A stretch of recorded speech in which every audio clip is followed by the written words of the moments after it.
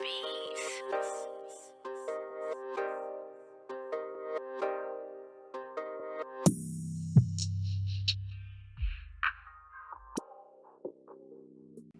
Yo, what's up, YouTube? This is your boy Junior, aka Smoking Guns, out here in Tucson, Arizona, representing the Ultimate Fight Club, giving you the latest content in boxing and MMA news that is out. So, tonight's video, we are coming out with this about Canelo Alvarez and Daniel Jacobs' title fight.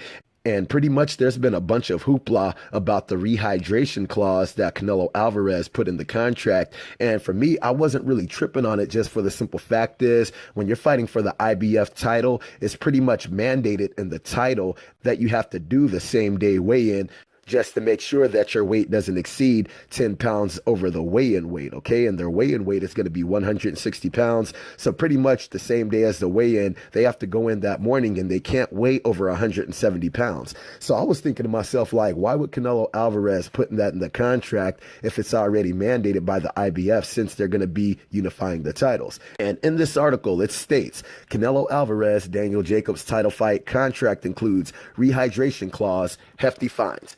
And it goes on to state later in this article where it says, Daniel Jacobs won't be able to skip this second day weigh-in. The contract for his ring middleweight championship fight with Canelo Alvarez includes a rehydration clause. Sources with knowledge of the deal told the Ring.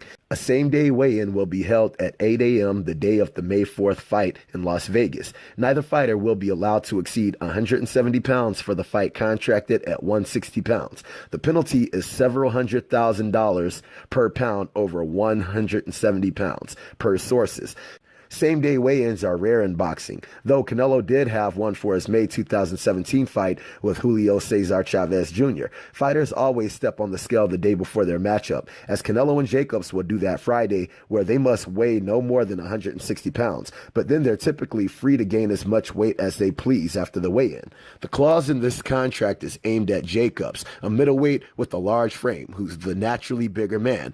When Jacobs challenged Gennady Golovkin for his middleweight titles in March 2017, he elected to skip the IBF same-day weigh-in. The IBF is the only organization that stipulates fighters to step on the scale the morning of the fight. Jacobs wasn't eligible to win the IBF title, but he didn't mind. He was also fighting for Triple G's WBA and WBC titles. Jacobs now holds the IBF middleweight title after outpointing Sergey Derevchenko in October. Jacobs didn't exceed 170 pounds for that fight during the same-day weigh-in. The IBF has abolished same-day weigh-ins for unification bouts since Triple G narrowly outpointed Jacobs. That meant there would be no second weigh-in for Canelo Jacobs mandated by the organization. However, both parties agreed to the condition during negotiations. Quote, now, as you can see right here, it states in this article that the IBF has abolished same-day weigh-ins for unification bouts. So that means if this wasn't a unification bout, if Jacobs was just fighting for the IBF title, then of course they would be mandated to do that same-day weigh-ins. But since it's a unification bout, they are no longer doing the same-day weigh-ins. And this was actually the case also with Terrence Crawford and Julius Indongo. And this is in the ESPN article where it states IBF cuts same-day weight checks for unified titles. And in this article, it goes on to state about this particular situation when Terrence Crawford and Julius Indongo met for the undisputed junior welterweight world title Saturday night in Lincoln, Nebraska. Neither fighter was required by the IBF to participate in a weight check the morning of the fight, as is part of the sanctioning body's rule. The IBF decided to end that practice for all unified title fights, beginning with the rare four-belt unification match between Crawford and Indongo. Quote, so with that stipulation being made by the IBF, where if you're doing a unification bout, you don't have to do that same-day weigh-ins, I think it was very smart on Canelo's behalf to actually have that put into the damn contract, just for the simple fact is, since this is a unification for Daniel Jacobs' IBF titles and for Canelo Alvarez's WBA and WBC titles, it was very smart for Canelo to put that clause in there, just for the simple fact is, it would slow down Daniel Jacobs being able to put on so much weight to be that much bigger than Canelo.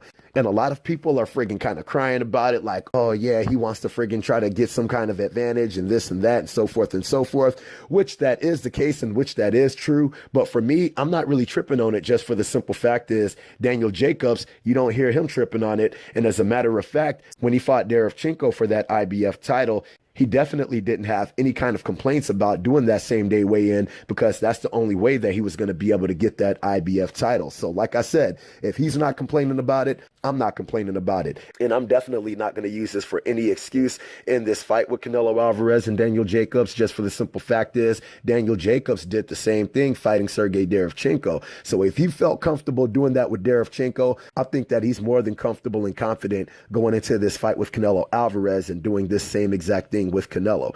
And like it says in the article, after the weigh-in in the morning, they're more than comfortable and more than free to put on the weight as they see fit. But I think that Daniel Jacobs isn't really tripping off of this clause. And I'm thinking that he's really going to go up in this fight and he's really going to try to make a statement and prove a point. All right. So I hope you guys like the video. If you guys like the video, make sure to hit the like button. If you're not subscribed, make sure to subscribe to the channel. And if you guys have any kind of questions, any kind of comments, hit me up in the comment section and I'll be sure to hit you guys up. All right. So I hope you like the video. Holla at your boy.